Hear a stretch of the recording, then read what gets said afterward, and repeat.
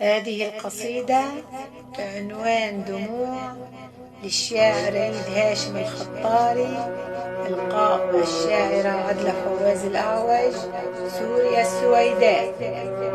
قد مرت الأعوام عام تلو عام، لم يبق من أشلائك غير الحطام، وما زال يؤلمني فراقك كل يوم، ما زال جسدي يرتعد في يوم ذكراك الخضم.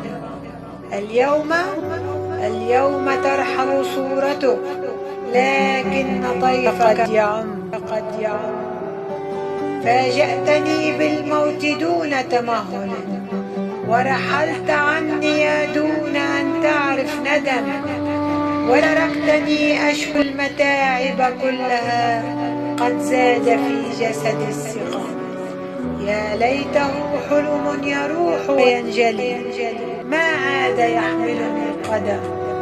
تركت بي الأيام كل وجيعة وفجيعة كانت تعد. قد قلت أنك لن يطول بك السفر، لا بد أن نختات كل عشائنا، وسيحلو في الليل السمر. فخدعتني يا أيها البدر المنير بأوجه، وتركت لي مر نقم.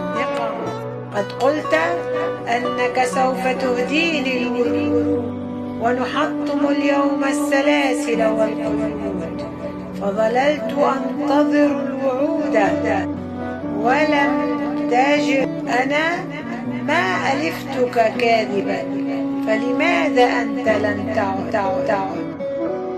قد قلت أنك لن يطول بك السفر، لا بد أن نختات كل عشائنا، وسيحلو في الليل السمر. فخدعتني يا أيها البدر المنير بأوجه، وتركت لي مر السهر. أنت الذي شرف التراب بدفنه، فسبقتنا طال السفر. ناديت رحلك كي يجيب مطيتي، فأجبتني أنا بين أكوام التراب يضمني. جاء القدر، أنا ها هنا بين الأرائك يا رفيقي هائم، يتدلى من فوق الثمر، وأشم رائحة الزهور كريمة، وتراني أسبح في النهر. يا أيها الخل العزيز تمهلا، واصبر، فكم من فاقد لخليله جدع وصبر. حورية كان الزواج، ما أرخص اليوم المهر، والخمر والعسل المصفى أحتسي، ما أعذب اليوم الخمر.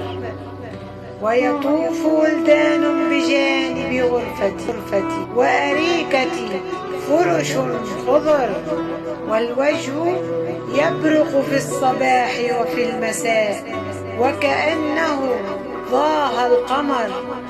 وجواري الصحب الكريم جميعا، ويظلنا ورق الشجر، وتراني أرقص ضاحكا مستبشرا.